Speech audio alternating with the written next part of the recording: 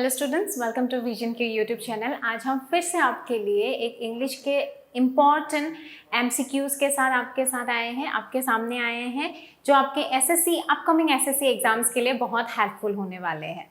So today in this video we gonna discuss about some topics, some grammar and vocabulary topics जो आपके repeatedly questions आते रहते हैं, जिनके चांसेस बहुत हैं आपके अपकमिंग एसएससी एग्जाम्स में आने के लिए, और ये इंक्लूड करेगा हर एक पोर्शन को, that is your SSC MTS, SSC CGL and all other things, because as we all know grammars and vocabulary हर एक चीज में जरूरी होती है। So without much further ado, let's go to today's video. So here is your first question related to spelling correction. जैसे कि इससे पहले मैं आपको बता दूं, इसका पहला एक पोर्शन ऑलरेडी वीडियो हमारे चैनल में है, जो वोकेब्स के बारे में हमने डिस्कस किया था, वो ऑलरेडी चैनल्स में अब है। आप लोग प्लीज़ उसको देखिए, वहाँ से ये कंटिन्यूएशन है। That was a part 1, this one will be your part 2 and other videos related to other subjects and other topics has also been up in our channel. So आप लोग उनको भी फॉलो कीजिए, जो आपके लिए बहुत हेल्पफुल रहने वाला है। Next you have here, let's go to the question here. So ये question है select the incorrectly spelled word. ये है आपका incorrectly spelled. ये एक ऐसा question है जो इस बार SSC एग्जाम्स में बहुत रिपीट हो रहा है, that is correct spelling. Spelling correction का question बहुत आया हुआ है इस बार, so इसलिए आप लोग उसको ध्यान से देखिएगा, क्योंकि vocabulary में spelling obviously it's very necessary. So आप लोग इसको कभी skip मत कीजिएगा। तो इसका है question select the incorrectly spell word. Incorrectly को हमने हाईलाइट किया हुआ है, बोल्ड में लिखा हुआ है, ताकि आपको अच्छे से पता चले आपको यहाँ पे करेक्ट नहीं इनकरेक्ट वर्ड ढूंढना है। So here you have options dealer, hesitate, queer and obvious. So 4 option मिले हैं आपको। You have to find out which one is incorrectly spell. The first one is dealer, someone who deals with something, जो हम कहते हैं गाड़ी के dealer या फिर कुछ पार्ट्स के डीलर, मैकेनिकल डीलर्स, तो वो लोग। Then you have hesitate, you have then queer. Queer का मतलब होता है someone or something that is odd, something that is alien, that is strange. तो इसका मीनिंग होता है strange या फिर odd, स्ट्रेंज या फिर odd. And next one you have obvious, that is something की जेन्युइन है, ऑब्वियसली जो हम बोलते हैं ऑब्वियस। सो इसमें आपको ढूंढना है विच वन इज इनकरेक्टली स्पेल। तो फर्स्ट वन डीलर, ये करेक्ट है, डीलर करेक्ट है। क्वेर भी इसका स्पेलिंग करेक्ट है, ऑब्वियस का स्पेलिंग भी करेक्ट है। तो बाकी रह गया आपका hesitate.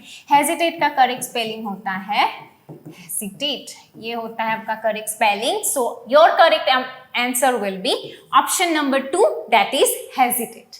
All right, let's move to the next question now. Here you have your next question. This one is to filling the blanks. तो filling the blanks में आपको या तो preposition मिलेगा, ऑक्सिलरी वर्ब्स मिलेंगे, फ्रेजल वर्ब्स मिलेंगे, या फिर फीलर्स और क्लोज टेस्ट करके आएंगे। यहाँ पे आपको मिल रहा है ऑक्सिलरी वर्ब्स के क्वेश्चंस। सो आपको कैसे पता चलेगा कि ये ऑक्सिलरी वर्ब का फिलिंग द ब्लैंक्स है या कुछ और? इसके लिए आपको वर्ब का जो आइडिया है, जो वर्ब के कंसेप्ट्स है, वो क्लियर होना जरूरी है। Alright, so here is your today banking in a seamless world dash a distinct reality. So today मतलब आज के जमाने की बात हो रही है। यहाँ पे हम किस जमाने की बात कर रहे हैं? Today's world, that is our today's generation और the days that are gone, not gone, sorry, जो चल रहा है। सो यहाँ पे ऑलरेडी मेंशन है today banking in a seamless world dash a distinct reality. So यहाँ पे आपको ऑप्शंस दिए गए हैं वाज, हैव, इज और आर। सो यहाँ का करेक्ट आंसर होगा आपका option number 3, that is your is. So ये होने वाला है today banking in a seamless world is a distinct reality. Was नहीं होगा बिकॉज ये पास्ट में चला जाएगा, हैव नहीं होगा, हैव ए डिस्टिंक्ट रियलिटी नहीं होगा, फिर आर ऑब्वियसली नहीं होगा, तो ये रह जाएगा आपका is. Alright, let's move to the next one now. Here is your next question. ये भी आपके वन वर्ड सब्स्टिट्यूशंस के ऊपर है। सो वोकेबुलरी और ग्रामर में आपको हर एक चीज ध्यान से देख के जाना पड़ेगा, बिकॉज कहाँ से क्या क्वेश्चन आ जाए, कहाँ से कौन सा स्पेलिंग दे दे, वो हमको नहीं पता होता है। तो इसलिए जब भी आप एज ए होल इंग्लिश पढ़िएगा, तो तब आप हर एक वर्ड्स को आराम से तसल्ली से याद रख लेना, साथ ही उनका स्पेलिंग और मीनिंग भी याद रखिएगा, so that if when you practice it again it becomes handy to you people, और वो वहां पे जाके आप ना अटक जाओ. So here you have the question, one who interferes in the affairs of others often for selfish reason, जो दूसरों के मामले में टांग अड़ाते हैं. हमारे भाषा में जो दूसरों के मामलों में टांग अड़ाते हैं उनको क्या कहा जाता है? सो उनके लिए आपके पास ऑप्शंस है stranger, interpreter, interloper and foreigner. तो stranger, interpreter, interloper and foreigner. Stranger हमको पता है स्ट्रेंजर कौन होते हैं. Strangers are such kind of person जिसको हम जानते नहीं, they are not acquainted to us, उनको नहीं पहचानते हम, those are your stranger. Interpreter होता है जो इंटरप्रेट करते हैं आपके ट्रांसलेशन, जो ट्रांसलेटर होते हैं, ट्रांसलेट करते हैं ऑरली, उनको हम बोलते हैं इंटरप्रेटर. इंटरलोपर वो होते हैं जो एनक्रोच करते हैं, ट्रेसपास करते हैं, मतलब जहाँ पे घुसना नहीं होता है वहाँ पे वो घुसते हैं, जैसे कि एनक्रोचर. आप इसको we can write the meaning of it, that is encroacher. Encroacher. फिर आपका इंटरप्रेटर होता है translates orally, a person who translates orally, something that who translates orally. And foreigner, obviously foreigner होते हैं जो बाहर से आते हैं, बाहर देश से आते हैं, उनको हम फॉरेनर कहते हैं. स्ट्रेंजर, सो यहाँ पे आपके ऑप्शंस थे स्ट्रेंजर, इंटरप्रेटर, इंटरलोपर और फॉरेनर. सो आपका क्वेश्चन है जो दूसरों के मामलों में टांग अड़ाते हैं उनको क्या बोला जाता है? तो दूसरों के मामलों में टांग अड़ाने वाले लोगों को बोला जाता है इंटरलोपर. ऑब्वियसली इंटरलोपर बिकॉज वो एनक्रोचर होते हैं, वो ट्रेसपास करते हैं, जहाँ पे उनको घुसना नहीं होता है, जहाँ पे उनकी कोई ज़रूरत नहीं होती है, फिर भी वो वहीं पे आते हैं. सो उनको बोला जाता है interloper. Alright, let's move to the next one here. Here is your next one, that is select the most appropriate meaning of the given idiom. Idiom and phrases are very important for you people. Idiom and phrases बहुत ज़रूरी होगी आपकी exam के लिए, exam purpose के लिए, because see vocabs हर एक चीज़ को इंक्लूड करता है. जब भी आप vocabulary के बारे में सोचते हो, हर एक वर्ड, हर एक concept related to words will come under this. So ये भी है एक आपका vocab से रिलेटेड. vocab is an umbrella term for each and everything. जैसे कि सिनोनिम एंटोनिम ले लिया आप लोगों ने, idioms and phrases, one word substitutions, spelling correction, हर एक चीज जो words के ऊपर ज्यादा ध्यान देता है वो vocabs के अंदर आता है. सो इसलिए आप लोग किसी भी एक चीज को स्किप मत कीजिएगा.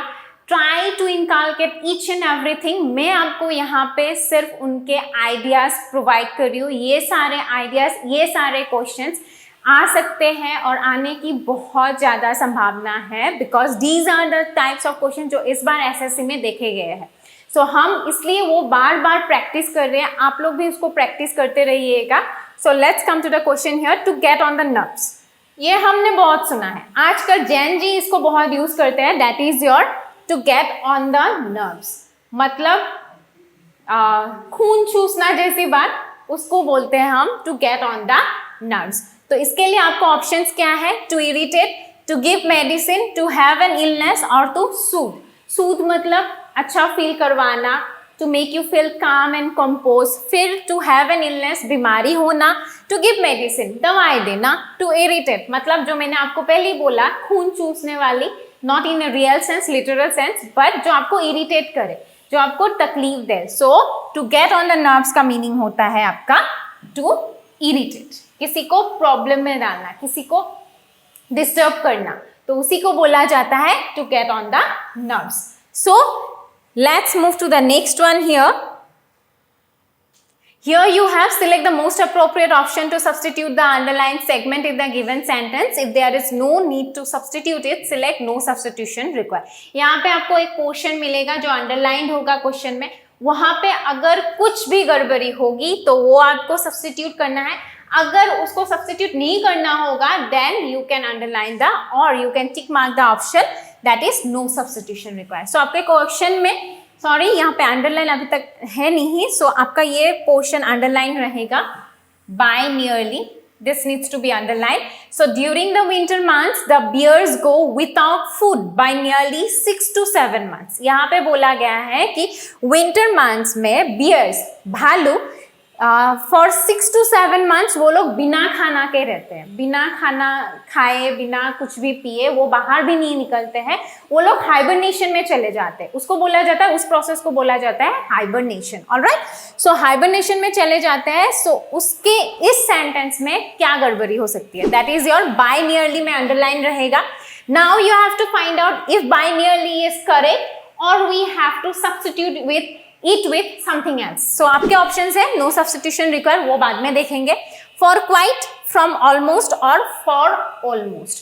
So एक बार देखते हैं, during the winter months the bears go without food for almost 6 to 7 months. मतलब से 6 to 7 months के लिए वो लोग खाना पीना छोड़ देते, they don't even have anything, and वो अपने बिल से बाहर भी नहीं निकलते, वो हाइबरनेशन में चले जाते, वो सोते रहते। So your correct option will be your for almost. तो बाय नियरली की जगह पे होगा आपका फॉर ऑलमोस्ट 6 to 7 months। यहाँ पे बिकॉज यहाँ पे एक टाइम पीरियड दिखाया गया है, यहाँ पे एक टाइम पीरियड को not the correct one but a approximate time period दिखाया गया है, सो उसी वजह से आपके फॉर ऑलमोस्ट होगा। Alright, let's move to the next one now. Here you have the next one. Select the incorrectly spelled word. Again वही spelling corrections के questions. Here you have to find out incorrectly spelled words. So incorrectly spelled words में आपके options है edible, medal, condition and authority. So edible का मतलब खाने लायक, medal का मतलब medal वो होता है कि interfere करना, medal का मतलब होता है interfere करना या फिर कुछ ऐसी चीज है जहां पे आपको कुछ गड़बड़ी लगे तो वहां पे घुसना, तो उसको कहा जाता है मेडल या फिर meddling with some other things, तो उसको बोला जाता है मेडल। कंडीशंस हमको पता है, conditions and all, terms and conditions जो बोला जाता है वो। देन यू हैव अथॉरिटी मतलब हायर अथॉरिटीज एंड ऑल। सो यहाँ पे आपको डायरेक्टली देख के ही पता चल जाएगा किस स्पेलिंग में गलती है। दैट इज एडिबल करेक्ट है, मेडल करेक्ट है, कंडीशन करेक्ट है, तो आपका कहाँ पे हो जाएगा करेक्ट। सो इनकरेक्टली स्पेल्ड आपका कौन सा होगा? अथॉरिटी। ऑलराइट, तो अथॉरिटी का करेक्ट स्पेलिंग अथॉरिटी। सो ये है आपका correct spelling of authority. Let's move to the next one now. Here is the next one. Select the most appropriate synonym of the given word. मैंने जो आपको बोला था synonym antonym के बारे में, अभी इसका क्वेश्चन आया है। That is your synonym of the given word. Now synonym is your same words. जिस वर्ड का सेम मीनिंग होगा उसी को हम सिनोनिम बोलते हैं। सो यहाँ पे है कौन सा वर्ड दिया गया है आपको? The word is your protest जो वर्ब फॉर्म में आएगा। ऑलराइट, सो प्रोटेस्ट के लिए आपको यहाँ पे ऑप्शंस दिए गए हैं फेवर, सपोर्ट, असिस्ट या फिर ऑब्जेक्ट।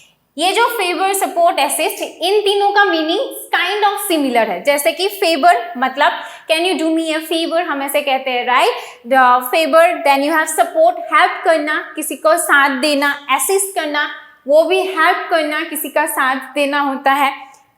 फेवर होता है it's like to ask someone कि आप वो कर सकते हो कि नहीं कर सकते हो। So it's three of them are like, तीनों का मीनिंग हो जाता है टू हेल्प। ऑलराइट, सो जो रह गया the one that is excluded is object. Object का हम और एक कर सकते हैं, that is your objection, right, this is your objection. So ये तीनों अगर हेल्प है तो रह कौन गया? ऑब्जेक्ट। ऑब्जेक्ट का ऑब्जेक्शन होता है, सो प्रोटेस्ट का आपका सिनोनिम बन जाएगा object. To make objections towards something, protest और ऑब्जेक्शंस सिमिलर होते हैं। Alright, let's move to the next one now. Here is the next question for you. Select the most appropriate option to fill in the blanks. Again आपको filling the blanks, लेकिन इस बार यहाँ पे filling the blanks आपके word से related आए हैं। तो जैसे मैं हम बार बार रिपीट कर रही हूँ, वोकेबुलरी के लिए हर एक चीज जानना जरूरी है। सो ये भी आपको वर्ड से रिलेटेड है, तो आपको वर्ड्स के बारे में अच्छी तरह से ज्ञान होना बहुत जरूरी है। सो इसलिए आप लोग प्लीज पढ़ते रहिए, जितना भी हो सके आप लोग प्लीज कुछ भी एक स्किप मत कीजिएगा। Keep on reading, keep on evolving your vocab stock. Alright, so यहाँ पे आपके वर्ड्स सेंटेंस है, the dash for a vaccine could take up to a year. तो यहाँ पे पूछा गया है या फिर वो सेंटेंस मीन कर रहा है कि वैक्सीन निकलने में थोड़ा सा समय लग सकता है, that is it may take up to a year. तो आपके ऑप्शंस है सर्च, चेज, परसूट या फिर ट्रैक। चेज करना मतलब पीछा करना किसी का, परसूट मतलब जो हम बोलते हैं pursuit of happiness, it's like a thing of happiness, it's like a particular thing या फिर डेफिनेट थिंग जो आपको हैप्पीनेस फील करवाए, that is your pursuit. Then you have track, the track line, एक ट्रैक में जाना, to keep on being a track, वो होता है ट्रैक, एक सीरियल, एक routine, that is your track. So यहाँ पे है चेज, परसूट, ट्रैक, तो तीनों में से एक भी नहीं होगा, ओनली लेफ्ट इज सर्च। तो आपका करेक्ट ऑप्शन होता है search. Your correct answer will be the search for a vaccine could take up to a year. और इसी तरह से आपको ऐसे वाले आंसर्स अटेम्प्ट करने पड़ेंगे, बिकॉज वर्ड्स के मीनिंग ना पता होगा तो आपका पूरा का पूरा सेंटेंस गड़बड़ हो जाएगा और गलत वर्ड के वजह से सेंटेंस का मीनिंग अलग हो जाएगा। तो इसलिए हर एक वर्ड का मीनिंग आप पहले सोच लीजिएगा, हर एक वर्ड का मीनिंग आप पहले से उसमें डाल के देखिए कि मतलब कौन सा फिलिंग द ब्लैंक्स में कौन से वाले वर्ड्स आने वाले हैं, and then try to fill it, then try to answer it, because there may be possibility कि वहां पे सेम काइंड ऑफ वर्ड्स दिए जाएंगे, but the appropriate one needs to be fill in the blanks. All right, let's move to the next one now. Here you have the next one, again you have fill in the blanks, select the most appropriate option to fill in the blanks. यहाँ पे देखिए एक ही word के हजारों meaning होते हैं, हमको पता है, एक ही वर्ड के बहुत सारे मीनिंग्स निकलते हैं, कहीं कहीं पे वो अपना रूप भी चेंज कर लेते हैं। तो यहाँ पे भी वही किया गया है क्वेश्चन में, दैट इज योर क्वेश्चन एक है, लेकिन the word that needs to be fill up the blanks are given in several forms. So यहाँ पे है I hope your parents dash soon, are recovering, recover, should recover और are recover। इनमें से कौन सा होगा? I hope your parents recover soon, that is your option number 2. So ये सारे ऐसे क्वेश्चंस हैं जो रिपीटेडली आते रहते हैं। These are some kinds of question जिसके टाइप्स आपके एग्जाम्स में देखने को मिला है, and these are some probable questions. Not saying the words will be repeated, but the fact is the pattern will be repeated. These are some kinds of patterns of questions that keeps on coming on your exams, and vocabulary and grammar cannot be skipped in English because that's mandatory and it comes religiously. आपको religiously सारे patterns याद रहने होंगे, आपको religiously हर एक चीज को देखना होगा, but I will suggest don't mug it up. किसी भी चीज को मग अप मत कीजिएगा, किसी भी चीज को जाके पैरॉट रीडिंग मत कीजिए, प्रैक्टिस करते रहिएगा, it will be helpful for you. अगर प्रैक्टिस नहीं होगा तो हर एक चीज में आपको गड़बड़ी नजर आएगी, because the same kind of question will not be repeated, only the pattern will be the same, but the question or the words will totally different. All right, let's move to the next one here. Here you have the next one. Again you have the options for filling the blanks, that is many dash tales evoke the memory of Akbar and Birbal. So you have populist, populated, populous and popular. जैसे मैंने आपको बोला एक word का हजारों sense होता है, ये पॉपुलस, पॉपुलर, पॉपुलिस्ट, पॉपुलेटेड हर एक चीज एक ही वर्ड से आया है, तो इसलिए हर एक चीज को एक साथ दिया गया है। सो पॉपुलेटेड एंड पॉपुलस का मीनिंग होता है,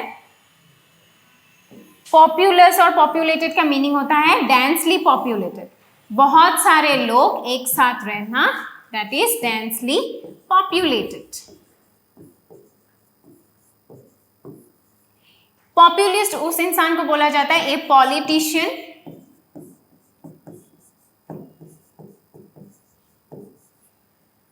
तो पॉपुलिस्ट होता है, पॉलिटिशियन को पॉपुलिस्ट बोलते हैं। रह कौन सा गया? That is your popular. So ये तो सारे के सारे आपके दूसरे kinds of other kinds of words हो गए। तो यहाँ पे देखते हैं many popular tales evoke the memory of Akbar and Birbal. So the correct answer will be, या फिर correct option for your answer will be option number 4। Alright, so ऐसे ही आपको पहले वर्ड्स के मीनिंग निकालने हैं, फिर जाके फिलिंग द ब्लैंक्स करने हैं। Alright, let's move to the next one here. Here you have the next one, that is identify the segment in the sentence which contains a grammatical error. पहले वाले question में था एक underline किया गया था, उसको सब्स्टिट्यूशन चाहिए कि नहीं चाहिए उसमें ध्यान देना था. Now this questions here asked you to find out if there is any grammatical error in the sentence. So the sentence is, have you decided what you want to become when you grown up? All right. यहाँ पे है have you decided what you want to become when you grown up? आप जब बड़े हो जाएंगे तो आप क्या बनना चाहते हैं, क्या आपने वो डिसाइड किया है. So the question is if there is any grammatical error here. So grown up मतलब जो पहले बड़े हो चुके हैं. All right. लेकिन यहाँ पे क्या पूछ रहे हैं कि आप जब बड़े होंगे, मतलब ये काम अभी तक हुआ नहीं है. The work has not been done yet. आप अभी तक बड़े नहीं हुए हो. You are not yet grown up. So the portion, this is the portion where it's wrong. So when you grown up नहीं होगा. So इसलिए correct option will be option number 2 कि have you decided what you want to become when you grown up? This portion is grammatically wrong. All right. Let's move to the next one here. Here you have the next one. Identify the segment in the sentence which contains a grammatical error. Again आपका grammatical error का question है. यहाँ पे आपको पूछा गया है कि कौन से सेक्शन में grammatical error है. तो सेंटेंस है seldom has the discoveries of the world's greatest discoverers like Copernicus or Galileo been forgotten. So यहाँ पे है गैलीलियो और कोपरनिकस जैसे लोगों के कुछ डिस्कवरीज कभी कभी हम भूल जाते हैं. सो पहला portion seldom has the discovery. Seldom का मतलब होता है कभी कभार, कभी कभार हम भूल जाते हैं. तो सेल्डम हैज द डिस्कवरीज नहीं होगा, सेल्डम द डिस्कवरीज हो सकता है, लेकिन सेल्डम हैज द डिस्कवरीज नहीं होगा. सो आपका रॉन्ग कहाँ है, ग्रामेटिकल एरर कहाँ है? Option number 1, that is your seldom has the discoveries. So seldom the discoveries of the world's greatest discoverers. Sentence ऐसे बनेगा. All right. Let's move to the next one here.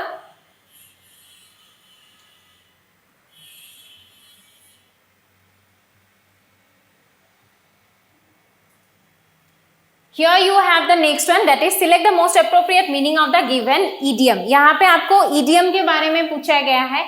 जो idioms and phrases होते हैं, जो कहावतें होती है, तो कहावत वाले क्वेश्चंस बहुत आते हैं आपके. सो उसमें भी ध्यान दीजिएगा. तो यहाँ पे पूछा गया है idiom कौन सा है? by the same token. Token जो होता है ना, so that is by the same token.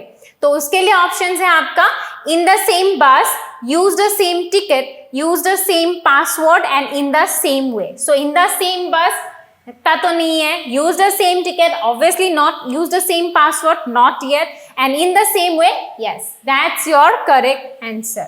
So here is your correct answer, in the same way. By the same token मतलब in the same way, एक ही तरह से काम करना. So it's like in the same way. All right, let's move to the next one now.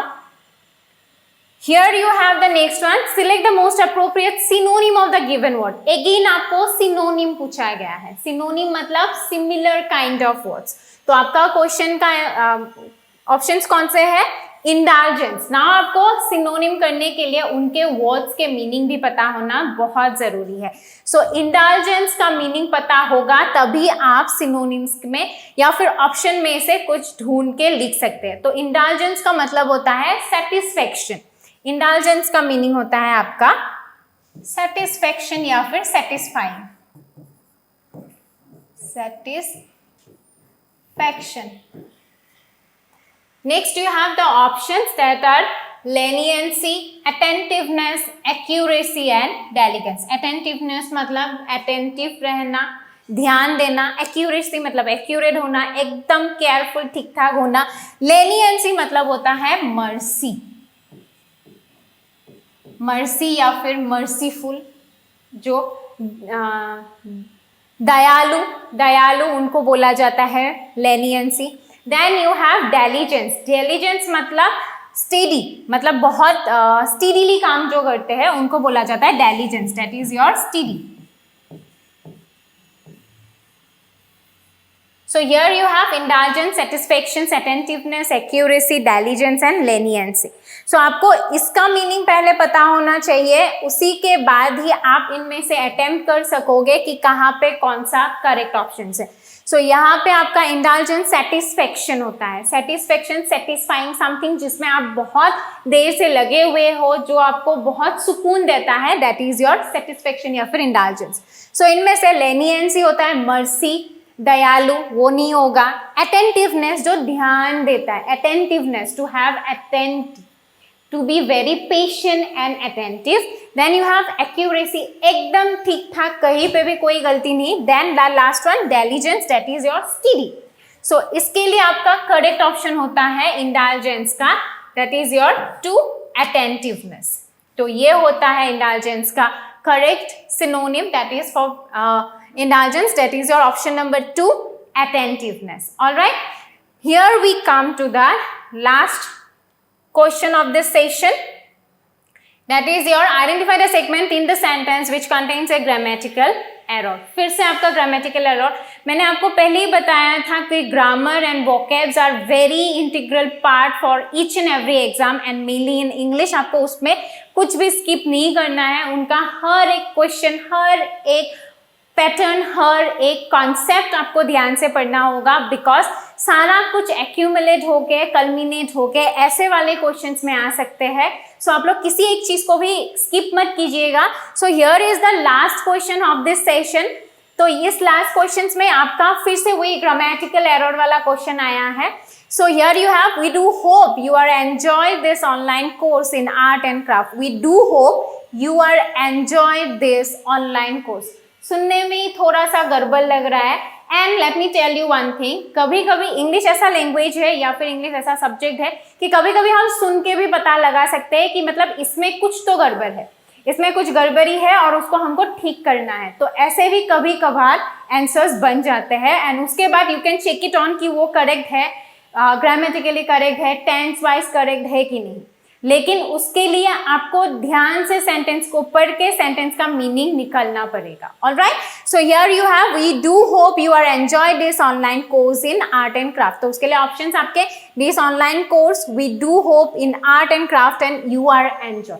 You are enjoy नहीं होगा, you are enjoy. You are enjoy का बदले में यहाँ पे होगा आपका यू आर एंजॉइंग. मतलब आप आर्ट एंड क्राफ्ट का क्लास अभी भी कंटिन्यू कर रहे हो, तो कंटिन्यूएशन में हमेशा आईएनजी लगेगा और ये कंटिन्यूएशन के बारे में बताया गया है इस सेंटेंस में. तो यहाँ पे यू आर एंजॉय टोटली गलत है. तो we do hope you are enjoying this online class. You are enjoying होगा बिकॉज ये जो क्लास के बारे में बात हो रही है वो क्लास अभी भी कंटिन्यूएशन में है. और ये बात हमेशा याद रखिएगा, कंटिन्यूएशन में हमेशा एक आईएनजी लगेगा because it shows that the action or the state is being continued till a very long period of time. Alright, तो यही थे आपके कुछ important patterns of questions जो आते रहते हैं या फिर आने के chances बहुत होते हैं. और यहाँ पे आपको मैंने आज vocabulary और grammar के बारे में बताया, vocabs and grammars के कुछ patterns of questions के बारे में हमने डिस्कस किया, वर्ड्स के बारे में डिस्कस किया, और हम ऐसे ही और वीडियोस में और अलग अलग टॉपिक्स के बारे में डिस्कस करते रहेंगे. But before that you will have to be very very clear about each and every vocabulary session. और आप लोग प्लीज अपना तैयारी करते रहिएगा अच्छे से. And if you have any queries related anything, आप लोग हमें कमेंट डाउन कर सकते हैं कमेंट सेक्शन में. तो आज के लिए इतना ही था. Thank you very much.